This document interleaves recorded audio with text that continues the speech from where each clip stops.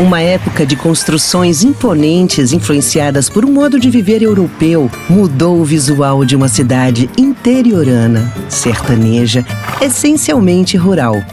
Um grande comerciante de fumo se inspirou na Alemanha para construir um dos símbolos de uma revolução urbana no interior da Bahia. Um local de grandes decisões políticas e eventos culturais. Um registro até hoje bem vivo na história dos últimos 100 anos em Feira de Santana. Feira de Santana nasceu das boiadas, das feiras livres, dos caminhos do sertão para o litoral. A cidade nasceu há quase 2 séculos. Mas cerca de 100 anos para cá, o poder público começou a investir em grandes e imponentes prédios em Feira de Santana. A cidade iniciava um novo ciclo de desenvolvimento urbano. Agostinho Frois da Mota. Este homem teve participação marcante nesse novo ciclo urbano de Feira. Nasceu em 1856 na fazenda Prato Raso, atualmente território do bairro Baraunas. Comerciante de fumo, foi intendente de Feira no início do século passado. Ele progrediu com o comércio de fumo. Mas o sucesso também veio na vida sociocultural como presidente da Sociedade Montepio dos Artistas Feirenses e provedor da Santa Casa de Misericórdia, que ainda funcionava neste antigo prédio na Praça Carlos Bahia. Como intendente, construiu a Escola João Florencio, hoje Arquivo Público Municipal, e a Escola Maria Quitéria. E foi nesse novo contexto arquitetônico feirense que o Coronel Agostinho começou a história do Casarão Frois da Mota. Ele foi construído pelo Coronel Agostinho Frois da Mota, que na época ainda não era intendente, mas era um rico fazendeiro, exportador de fumo. Quando foi visitar seus clientes em Hamburgo, na Alemanha, viu uma casa, trouxe.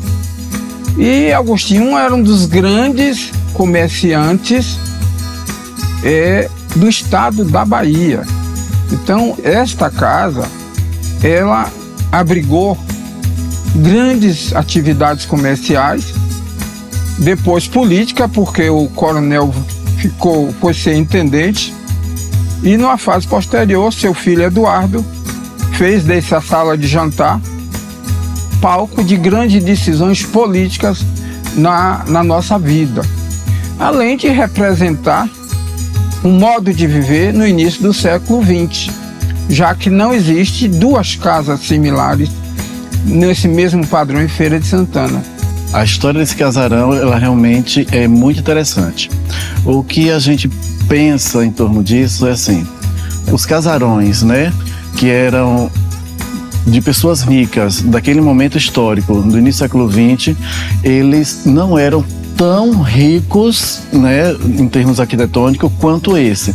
Então a gente vê que os Frois da Mota, nesse caso, investiram muito na arquitetura, teve investimento econômico, além de mostrar a sua riqueza através desse prédio, ao contrário de outras pessoas ricas que também tinham casas imponentes, mas não tanto quanto a dos Frois da Mota.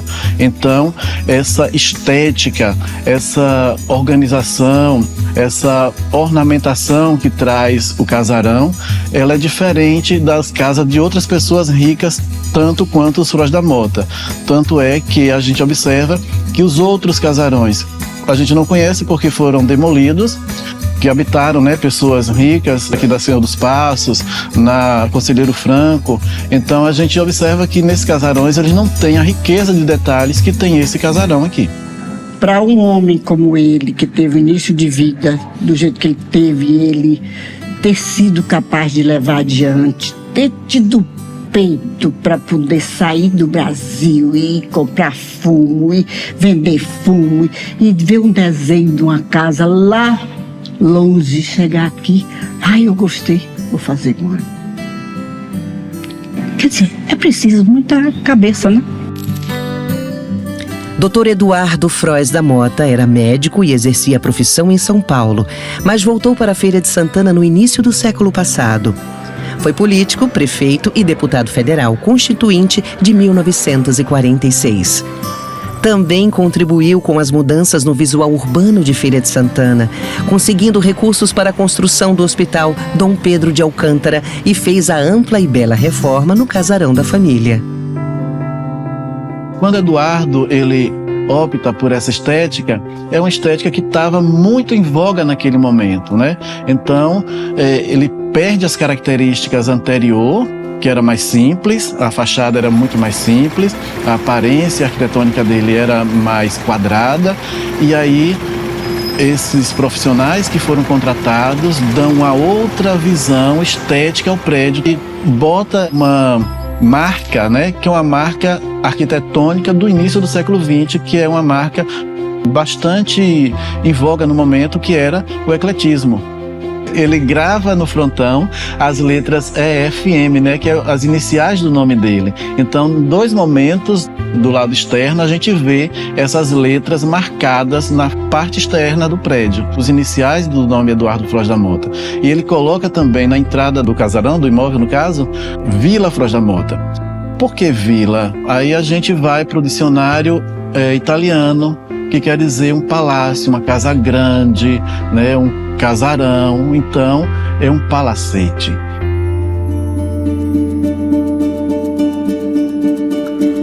O imóvel foi reformado durante os anos de 1920, alterando sua arquitetura inicial. Ganhou uma arquitetura em estilo eclético, tendo em sua fachada ornamentos como dragões, festões e ramos de flores, todos em alto relevo. Na varanda foram construídas colunas em estilo neoclássico e painéis com pinturas de paisagens. A sala de estar recebeu ornamentos em estilo rococó.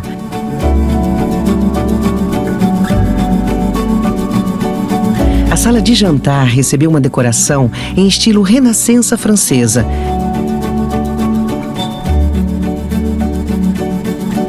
A capela ganhou ornamentos em estilo neogótico.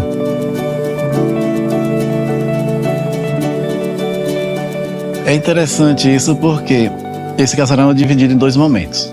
No primeiro momento, quando Agostinho viveu aqui, ele não era ornamentado dessa forma, ele tinha uma outra estética. Então, quando Agostinho morre em 1922 e ele deixa esse casarão de herança para Eduardo Frois da Mota, quando ele herda o casarão, ele faz uma ampla reforma, faz uma modificação, tanto é que eu mostro a foto antes da reforma e a foto depois da reforma.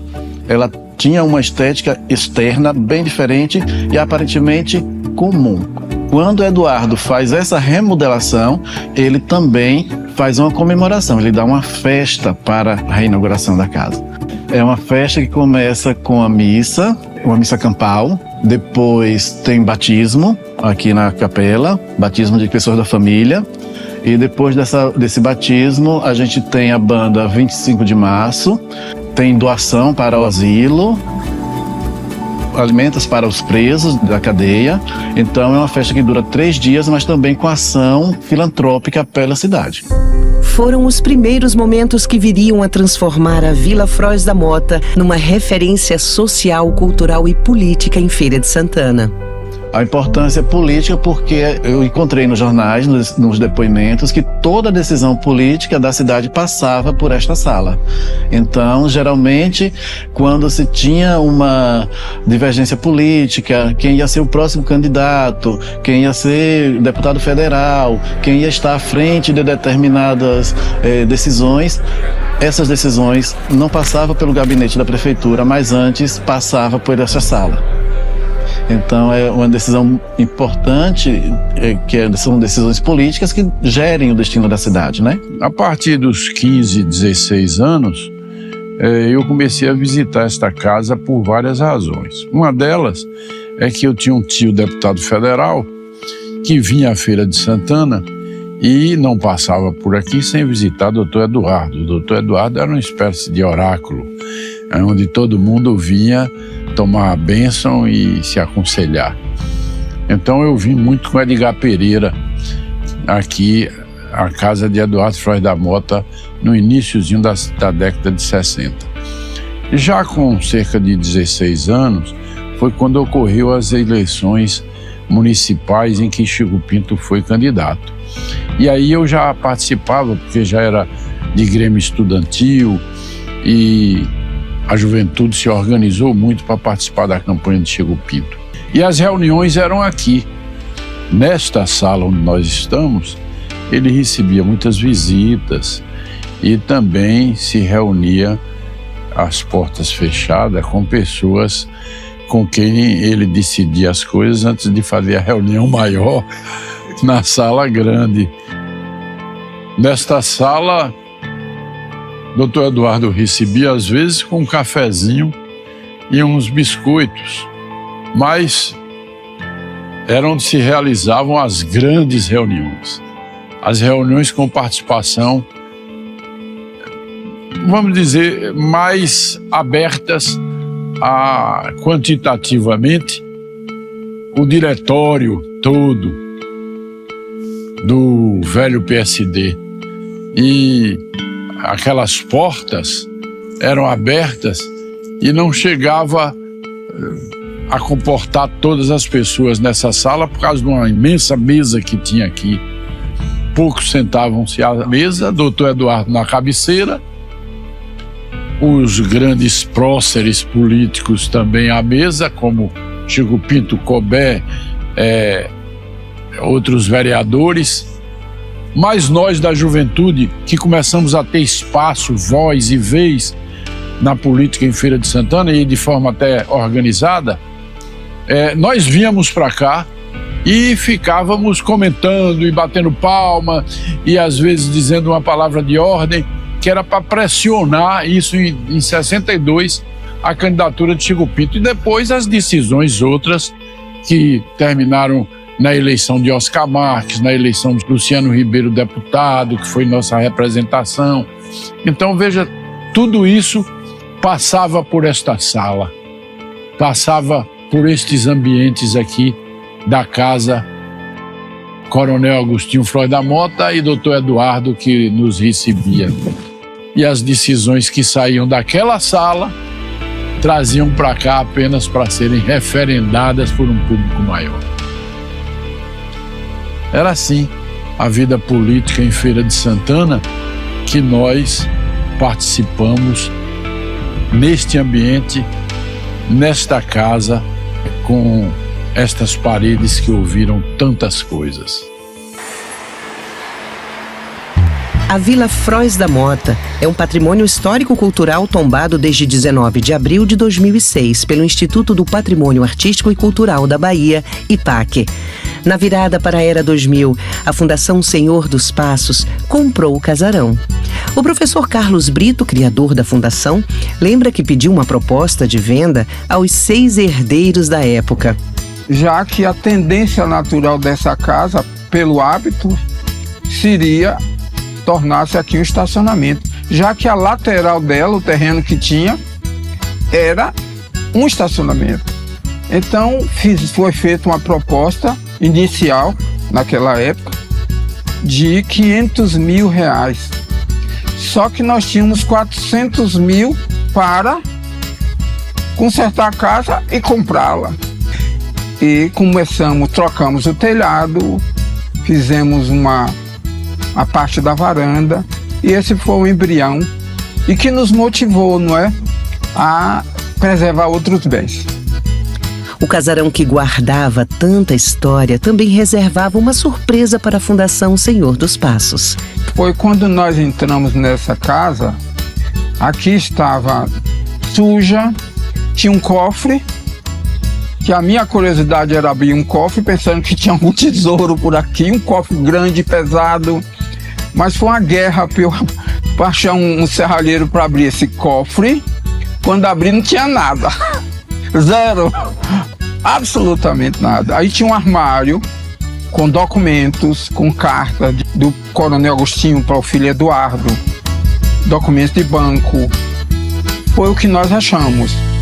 Boa parte da beleza e da originalidade do casarão foram restaurados pelo publicitário e artista plástico Vivaldo Lima. Todo esse aspecto aqui, digamos, é europeu, do meu ponto de vista. As imagens que você está vendo aí Por exemplo, de fundo você tem vulcão, você tem montanhas com neves. E isso é muito mais europeu, a gente não tem isso aqui. Eu pintei como se eu estivesse pintando em uma tela. Agora, como é uma recuperação, é um trabalho que você precisa ter muita atenção para você não colocar o seu traço particular. Tem que ser o que está aí, eu tenho que reavivar as cores. E uma das técnicas para, eu posso dizer isso, não tem problema algum, para você ver qual era a cor que tinha ali, eu pegava uma lixa muito fina, passava sobre a imagem e depois aspergia água nela. Aí a cor vem da forma original, quer dizer, o mais próximo do original. E aí eu sabia qual era a cor que eu iria colocar. Dona Maria Marta Frois da Mota é bisneta do coronel Agostinho Frois da Mota e neta de Dr. Eduardo Frois da Mota. Ela fez parte dessa história. Isso aqui era um parque de diversão da gente naquela idade.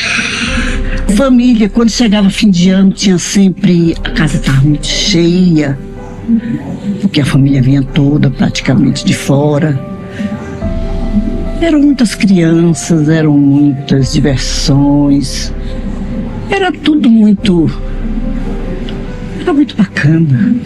Saímos de casa, vínhamos aqui, sentávamos ali.